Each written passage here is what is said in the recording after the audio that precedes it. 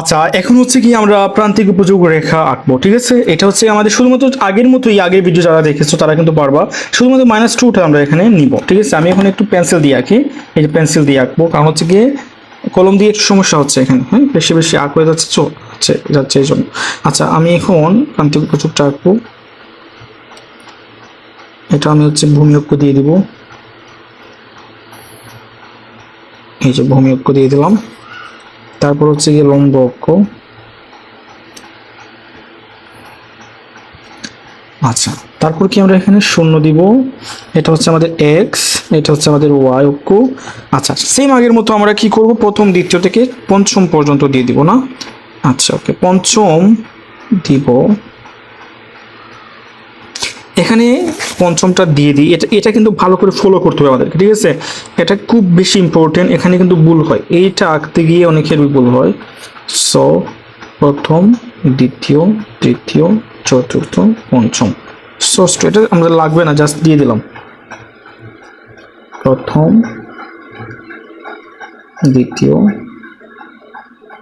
তৃতীয়,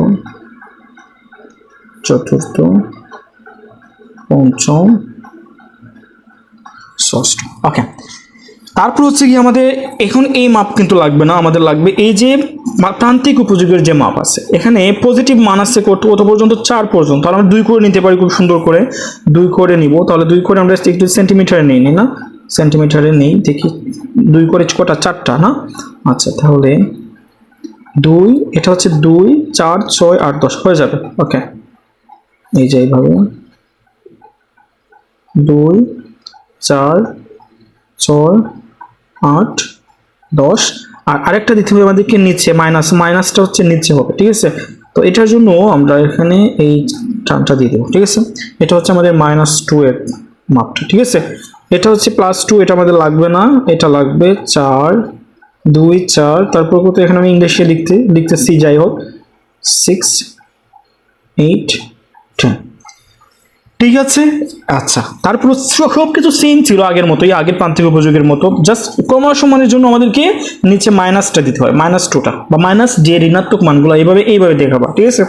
আচ্ছা, তারপর হচ্ছে যখন হচ্ছে গিয়ে প্রথম একক, তখন হচ্ছে গিয়ে 10। তাহলে প্রথম যখন, তখন হচ্ছে গিয়ে 10, সেম আমরা গত ক্লাসে যেরকম করেছিলাম এইভাবে আঁকবো, 10 দিয়ে দেবো এখানে।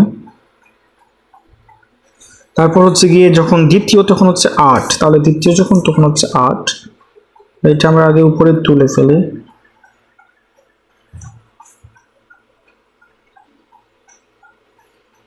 আট, তো তৃতীয় যখন, তখন হচ্ছে 24 না, সরি 6, আমি মোটো উপযোগ ধরে ফেলতেছিলাম, 6। আচ্ছা, তাহলে আমরা এখানে দেবো, এটা দেখছো এখানে পেন্সিল দিয়ে আমার এখানে স্কেলটা সরে গেছে। আমি এখন যদি কলম দিয়ে করতাম তাহলে কি হতো, তাহলে এটা পুরোপুরি কাটা লাগতো। এখন আমি হচ্ছে গিয়ে খুব সুন্দর করে এটা স্কেলের সাহায্যে করে ফেলবো, মিটিয়ে। ভালো হয়েছে, আমি হচ্ছে গিয়ে পেন্সিলটা নিয়ে নিলাম এখন। তারপর হচ্ছে গিয়ে যখন চতুর্থ, তখন হচ্ছে গিয়ে 4, চতুর্থ যখন, তখন 4।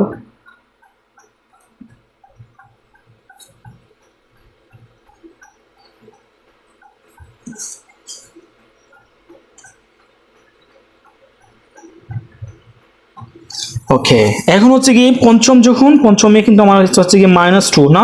তো -2তে তো আমি এখানে দেখাতে পারবো না, নিচে দেখাতে হবে। তো নিচে কিরকম দেখাবো আমি দেখাই একটু। এই যে আমি প্রত্যেকটা মান এখানে আমি সবগুলো এখানে রাখবো এভাবে।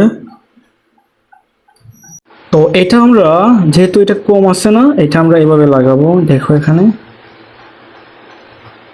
এভাবে। তারপর কত আসছে আমাদের, পঞ্চম না, পঞ্চমের সাথে আমরা নিয়ে নিব এটা এইভাবে।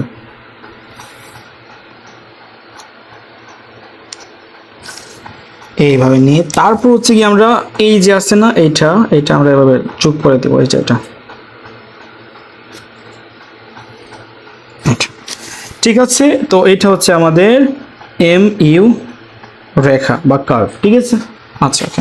তাহলে আমরা খুব ভালো করে বুঝতে পারলাম যে কিভাবে প্রান্তিক উপযোগ, ক্রমহ্রাসমান প্রান্তিক উপযোগ মানে বিধি থেকে সূচি, সূচি থেকে কিভাবে কিভাবে চিত্র অঙ্কন করতে হয় আমরা এটা আমাদের ক্লিয়ার হয়ে গেল। পরীক্ষা আসলে কিন্তু আমরা ঠিক এইভাবে আমরা দিব, তারপর আমরা ব্যাখ্যা দিয়ে দেবো, ঠিক আছে? ব্যাখ্যাটা লেখার নিয়ম আমি একটা ক্লাসে দেখিয়ে দিব তোমাদের কিভাবে চিত্রের ব্যাখ্যা দিতে হয়। সো আজকের জন্য এতটুকু, সি ইউ নতুন কোনো ক্লাসে। আল্লাহ হাফেজ।